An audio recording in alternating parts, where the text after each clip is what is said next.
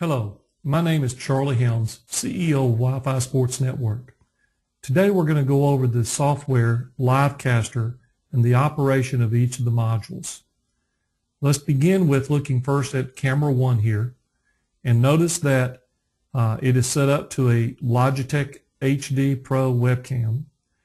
This window here is how you are able to select different options for what the camera will look for. You can right-click on the camera to pull up and also set your video resolution, your frame rate, and other options. But we set it from the factory at the perfect settings for what productions you'll be using. Rarely will you ever need to go to the camera modules and make any changes. You also notice that camera 2 here, which is looking at our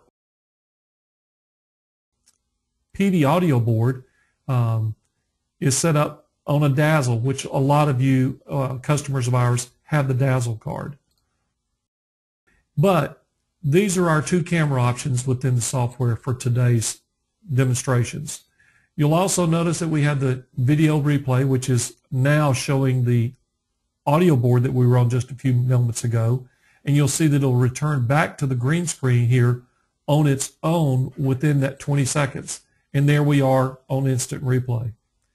Now, the instant replay is designed to work off the program or off of the sound, the individual cameras. It's your choice. The window of recording time is 30 seconds. Now, for football, I recommend 20 seconds because that's the perfect timing to be able to do an instant replay as well as come back to live game before the next play happens. You'll have to tweak this as you go through the season to see what's working best for you, but for us, that's what we have found to be the best situation. Next is a player module. Now, currently here you see a video that is called Control Room Video, AVI. Our software will run with AVI, WMV, and MOVs. For it to run with an MOV, you have to have the current QuickTime file. So make sure that you've downloaded the current QuickTime player, and you can run MOVs with Livecaster. Now, this is really important on the player 1 because this is one of our most common phone calls is that you're not able to hear the commercials from your player. One of 2 things are going on. With the player module, you have to right-click and go to Audio Device and make sure that it is set to Direct Sound USB Codec. Direct Sound Speakers USB Codec, as you see right here. This is our number 1 call of I can't hear commercials. So once I select this, now I know that the sound from this player is going to transfer over through the USB into the soundboard and then back to the internet. So make sure your settings are correct. The other option here is your volume that you would use. Here's how you can increase or decrease the volume of that player. Now, also, I preferably prefer to have play on take selected. What that means is if I'm on a camera, the game's going on, timeout is called, all I have to do is put my mouse on the screen and click, and it starts playing that commercial. I don't have to do anything else but just click, and I'm good to go. And once that's played, it's going to continue to play because I've got it set in loop mode. Now, under most circumstances, you won't have that. So, we've covered our camera modules, instant replay, and player. Now, video overlay gives you the ability to have an instant message that you can type in on the fly. If I could type, would be nice. And put it on the lower screen. And you can see here now instant replay. I don't like the size of it. I don't like the color against my red shirt. So I want to come and change the font. And I'm going to change it to yellow. And I want it bigger. So I'm going to increase my size. I don't like the aerial print. So let's go to Arial Black, and we want to bold it and italicize it. Aha, much better. That's how quickly you can change that. Now the next thing is you can move it margin-wise. Where do I want it? I want it on the right side of the screen, but I don't want it sticking off the edge here. So I come back and I'm going to set the margin on the right, say to 25. Now it's just moved it 25 pixels off the edge of the screen. So you can move this anywhere you want to as long as it's lower third. It will not go up and down on the screen. It's always at the bottom. And that's the instant message part of the overlay. Now, if you've got advertisers that will want to pay for the instant replay, then you would put their graphic in here. It has to be a PNG graphic, which you can create in Microsoft PowerPoint. So you can create a PNG inside of Microsoft PowerPoint. And that way you can have their logo as the instant replay sponsor. More money back to your school through this software here. All right, let's move over next to the scoreboards, and we're going to turn off the overlay by clicking on the module, turns it off. Scoreboards, we create a custom scoreboard for you that's generic, and we can make custom ones that are specifically for each sport. As you see here, for football, Yellow Jackets, visitors, the score, first quarter, first down, and 10. And this is driven by two scoreboards. Scoreboard number 2 is going to be our down and distance, and scoreboard 1 can be our visitor score. It also can be even more than that if we so choose to. We have that same instant messenger capability right here.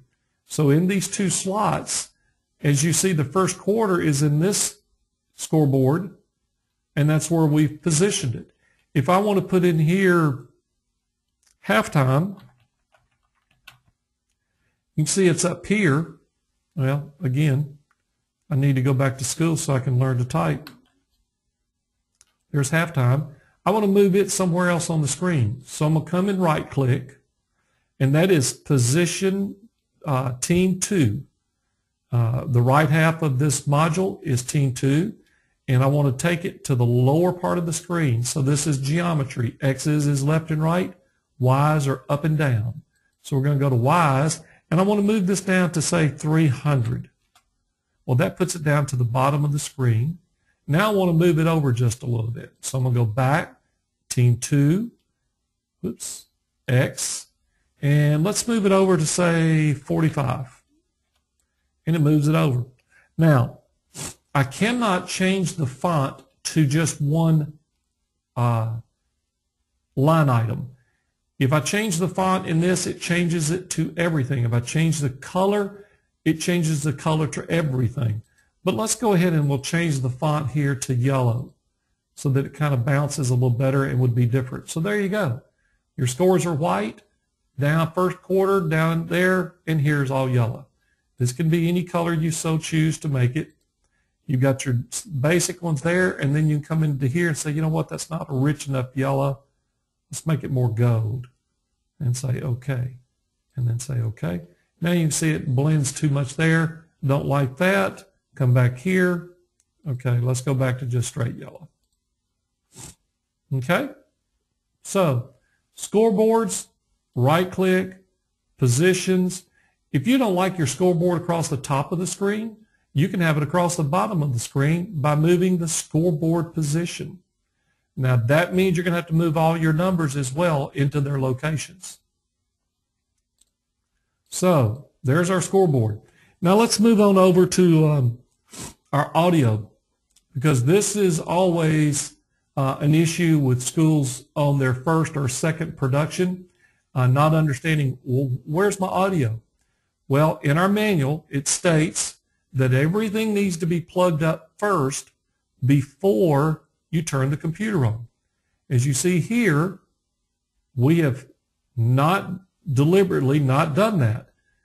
So that you can see it's saying, wait, audio is unavailable. Well, with audio not being available, that's going to affect several things. You're not going to be able to stream, and you're not going to be able to record your game as well. So Because I did that, this means I need to go to the audio module, right click, audio device. There's the microphone, USB audio codec. The moment I select it, well, there we go. You can see the modulation of me talking, and it's a little hot. Some will bring it down just a little bit so they get a better reading. Perfect. Right there. I usually try to run right at the middle so that I've got room to go up or down either way. Now, as you notice as I'm talking, I'm bouncing up towards 6, sometimes a little bit more, especially if it's like in the middle of a game and your play-by-play person's, yeah, he's got it on the 20 and he's going for a touchdown. It pegs on up. That's fine.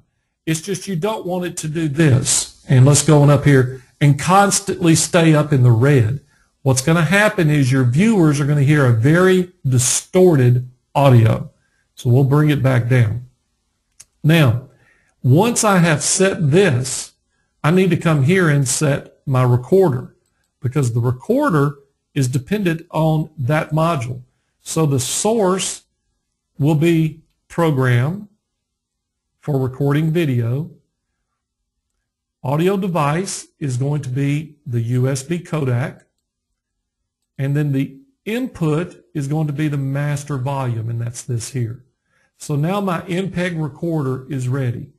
Understand that the MPEG recorder is working off your hard drive. Every hard drive has different speeds. Most of the ones that we are delivering now are 7,200 RPMs. So you're going to have to do some testing to set your delay if you're going to do, say, a coach's show. If the video is fast, you're going to need to slow the video down because their lip sync will be out of position.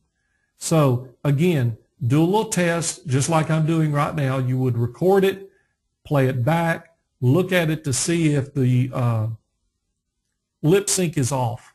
And if so, then you have to play with your settings, your audio and video, to get those synchronized. Just takes a little bit of time, but once you've set it, forget it. It's done. You don't have to do it again. So now, that's our MPEG recorder. Let's move over, and the last thing we'll do is the streamer module. And this is what puts you to the internet. We want to make sure that we're pointing to the Flash Media server. We want to make sure that we're going to a 640 by 360 stream. We also want to make sure that we're doing a codec of H.264. And then last thing is the quality of what you're going to stream. According to your internet speed, that is what dictates what your quality is. We show in the manual that you need to run 3 internet speed tests so that you can get an average of what your upload speed is. We don't care about download, upload. And once you have that upload speed, that will dictate what setting you can run here. If you're on 4G or on a hardline connection, you're going to have great internet speed. What we have found is that 596 stereo, right here, is the sweet spot in internet streaming. You can stream faster than that, but what we have found is that if there's just a millisecond of a blip in the internet, your recording on our server will stop and start. We had one school that had 41 different files for one game because their internet kept blipping just a millisecond. You would never know it on your end. The people at home that are watching the game live would see a quick freeze and start right back up. Quick freeze, start right back up. That is a blip. And what that does to the recording side is it makes our recorder stop and restart. 596 stereo is the sweet spot. The visual is going to be great, as well as your recording will be great. So once you've selected that, you're now ready to stream. Now, the last effect that I'm going to show you today is you see this green screen behind me? We're going to show you how you can do a chroma key effect to have this here. Very simple. With having a green screen behind your camera. Poof, can't even talk today. My apologies. You would take the video effect module.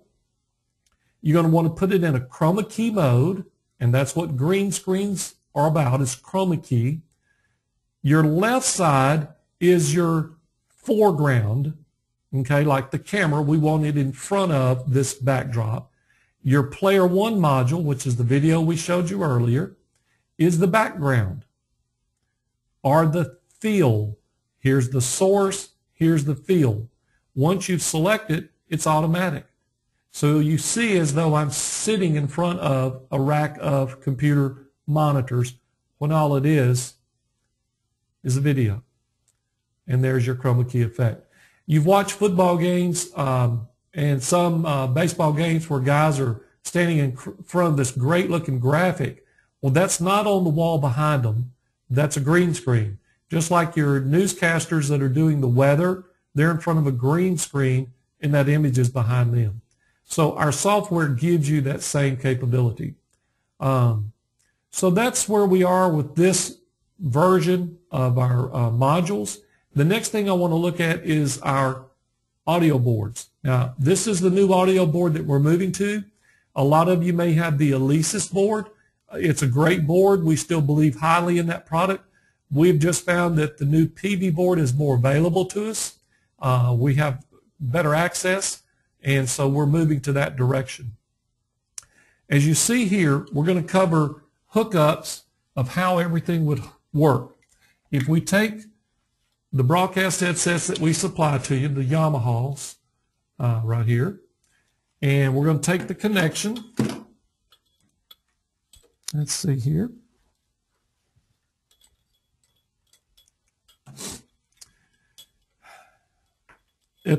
On the end of the cable, you have two connectors. One's gray, one's black. The gray one will go into the battery pack. On the end of the battery pack, you should have a silver connector to that, and it goes into line 1. The black connection will go into the splitter here. As you see, there's one microphone in here, or one headset. This one will go in here. That's your hookup to the board. Now, you've got your volume, feedback, okay? Because right now it's hearing itself. The microphone was too close to the ears, so now it's not going to do that. And then up here at the top, the black one here is the gain. I recommend that you run your volume at 12 o'clock. As you see, the arrows pointing straight up. Because when you go to commercial, you want to go and turn the broadcasters down, let the commercial run. When you come out of commercial, it's easy just to go right back to 12 o'clock. So once I'm there, I control their gain with this here. I set it according to what their volume of their tone is. That's what gives me control here versus trying to remember where to set it when I come back from a commercial. So that's how you set the volume for your broadcasters. The red buttons, you have no need to worry with those. Those are special effects. The blue is how you can change the tone of a voice, have more bass, have it more tinny, take less tint away. Just like you do in your car, you're able to set up those different sounds. That's all the blue is for. Now, over on the right side, you have your master volume, and you set that accordingly. The other thing to remember on the PV board, you have 4 white buttons.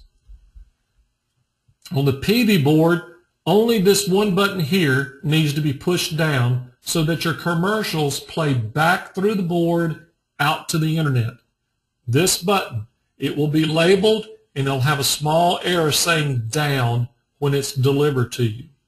On the Alesis board, there are 3 buttons. Of those 3 buttons, 2 of them have to be down. The one that is by itself, and then the 2 that are stacked, the bottom one has to be pushed down. It should be labeled on your board already. If not, just make a mark that those 2 buttons must be down. What we find more often with schools is that as the game or the production goes along throughout the day or night, the volume becomes softer and softer. You always have to stay alert to the volume that's going out to the internet, which is again over here on the audio module board, so that you keep the volume up so people aren't hearing, you have to strain to hear what's going on. So that's our lesson today for basic productions. We will have other videos forthcoming that will move into slow motion instant replay, picture in picture. We'll also have fixed aspect ratio. We're also working on some new custom scoreboards. So we'll have more videos forthcoming, and we'll get those out to you as soon as possible. So again, thank you for being a Wi-Fi Sports Network member. We want to serve you as best possible. Please don't hesitate to contact us at any point in time. And we hope you have a great day and a great production. Thank you.